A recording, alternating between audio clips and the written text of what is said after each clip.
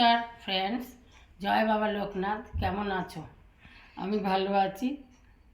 এই আমার নাতিকে স্কুল থেকে নিয়ে আসলাম, নিয়ে এসে খাওয়া দাওয়া করলাম, করে একটু ভিডিও করতে বসলাম। দু একটা কথা বলবো, বেশি কিছু না।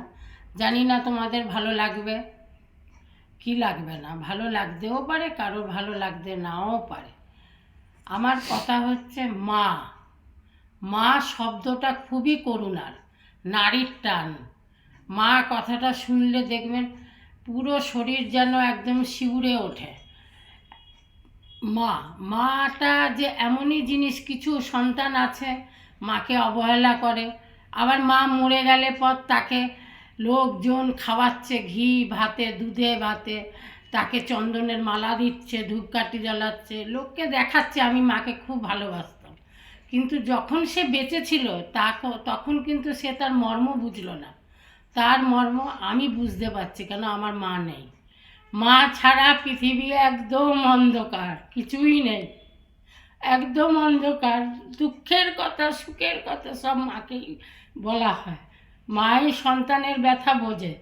ওই জন্য মাকে সব সময় আগলে রাখার চেষ্টা করুন, মাকে ভালোবাসুন, মাকে অন্তত সেবা করুন, তাতে দেখবেন ভগবান আপনাদের আশীর্বাদ করবে। আমি ঘন্টা ধরে ধরে পুজো করছি, ঘন্টা ধরে ধরে মন্দিরে যাচ্ছি, ঘটা করে পুজো করছি, লোকজন খাওয়াচ্ছি, কিচ্ছু না।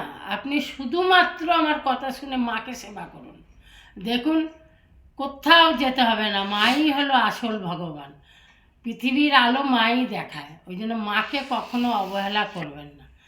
যদি ভালো লাগে ফ্রেন্ডস, তাহলে লাইক করবেন, কমেন্টস করবেন, সাবস্ক্রাইব করবেন। টাটা, হ্যালো, বাই বাই, জয় বাবা লোকনাথ।